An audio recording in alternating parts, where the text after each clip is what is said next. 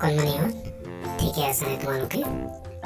মই আকৌ তোমালোকৰ ওচৰলৈ আহিছোঁ এটা নতুন সাধুলৈ। আজিৰ সাধুটোৰ নাম হৈছে খৰিকটীয়া আৰু কুঠাৰ। তো আমি সাধুটো শুনো তেনেহ'লে দেই। এসময়ত এখন বহুত পুৰণা গাঁও আছিলে আৰু সেই গাঁওখনত এজন খৰিকটীয়াৰ ঘৰ আছিলে। তেওঁৰ ঘৰটো গাঁওখনৰ সকলোতকৈ পুৰণি ঘৰ আছিলে। তেওঁ ৰাতিপুৱা সদায় এখন নদীৰ পাৰলৈ যায়, হাবিলে এখন নদীৰ পাৰত যায় আৰু তাতে সদায় তেওঁ খৰি কাটে। খৰি কাটি সেয়া খৰি বেছি কৰি তেওঁ নিজৰ পৰিয়ালটোকো খুৱায় আৰু নিজেও ভাত এমুঠি খায়। এদিন খৰি কাটি থাকোঁতে তেওঁৰ কুঠাৰখন ভুলতে পানীত পৰি গ'ল।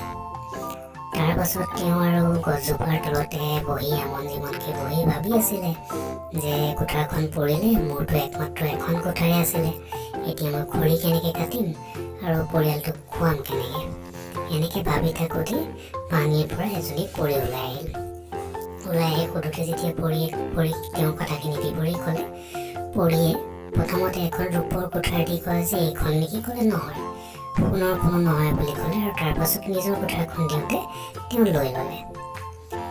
এনেদৰে তেতিয়া পৰিয়ে ক'লে যে তুমি বহুত সৎ মানুহ, মোৰ ভাল লাগিল, তুমি 3খন কুঠাৰ লৈ যোৱা। তেওঁ লৈ গুচি আহিলে। ৰাস্তাত এজন বেপাৰীক পালে। বেপাৰীক সকলো কথা বিৱৰি ক'লে। বেপাৰীজনে পিছদিনা নিজেও গ'ল খৰি কাটিবলৈ বুলি আৰু তেওঁ কুঠাৰখন নিজেই পেলাই দিলে। তাৰ পাছত যেতিয়া পৰি আহিলে, পৰিক ক'লে যে সোণৰ কুঠাৰখনহে মোৰ।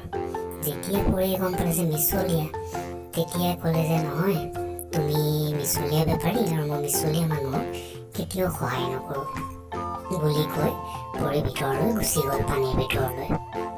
মানে মাইনাহঁত কি বুজিলা? আমি কেতিয়াও মিছা কথা ক'ব নালাগে।